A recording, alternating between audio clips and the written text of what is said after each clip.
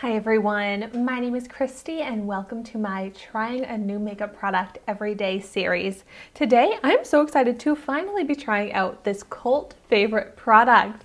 So this is the Laura Mercier Translucent Loose Setting Powder. And I really can't believe I haven't tried this out yet. I love setting powders and I feel like this is one of the #1 most popular, most loved setting powders. And I got this in an Ulta Beauty Break sample gift with purchase type thing.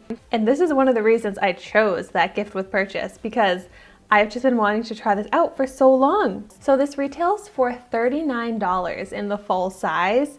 And on the Ulta website, it nearly has 5 stars and it has like thousands of ratings.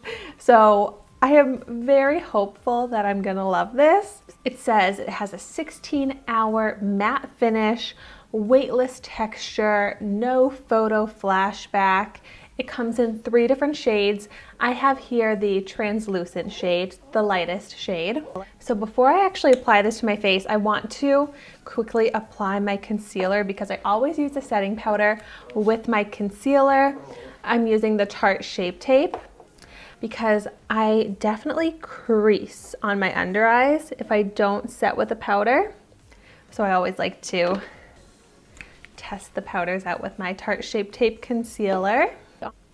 All right, so just blending out the concealer, and then we'll be able to see if it actually prevents the creasing, if it looks dry or cakey on my under eyes, if it leaves any color and takes away this brightness that I'm having from the concealer. Because I love how brightening the Tarte Shape Tape is to my under eyes, but I don't want to lose that from my setting powder. So I want to test this out in a few different methods. All right, this is annoying. I don't like when you can't fully take the filter off. So now I just have these 3 little holes to try and tap out a ton of powder. It's like not even coming out. I can't judge the product on the sample size packaging. Like maybe I'll even tap some out onto my hand here. But so I always just apply my powder with my sponge. So let's see how this is on the under eye. I'm gonna try and bake one of my under eyes with this. So I'm gonna put on a nice thick layer. So you can see definitely mattifying, but it doesn't seem like it's darkening my under eye. So you can see like this is without the powder, it still has brightness. This under eye is definitely looking very smooth. It's almost hard for me to layer it up to bake because it's a very finely milled smooth powder. But so now while I let this side bake, I'm just going to set the other under eye like normal by just applying like 1 layer all over the under eye. And wow, this really does look so smooth. I don't know, it does kind of look like it darkened this under eye though. With this lightest translucent shade, my under eye circle is definitely like pronounced now. So I did see that they sell a separate under eye powder that's more brightening. So maybe this one is just better suited to set the face, which is what it's kind of advertised as anyways. So I just tap some onto the back of my hand and I'm taking this big fluffy brush and let's see, I'll apply it to half of my face.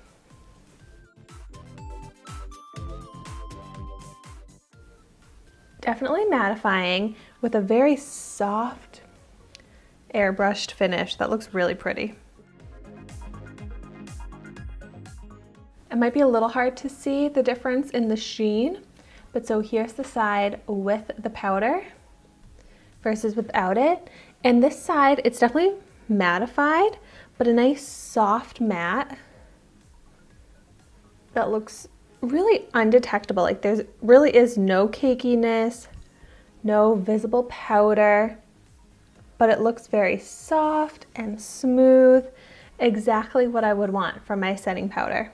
And even though this isn't the right color for my under eye necessarily, it looks so soft and smooth and hydrating on the under eye with no creasing. So I'm understanding why people love this so much. It really is a beautiful makeup setting powder because I love that it's very finely milled and soft and doesn't look dry and powdery on the makeup. I'm loving the finish of my skin and my makeup right now. It looks so good. It really does look like the pictures. It kind of looks like velvet. That's like the texture I would describe it as. Soft and matte. So now I'm going to try and wipe away any powder left from the baking, but I feel like it's like the more I applied, the more it just kind of like absorbed onto my skin. I don't really know, but let's see.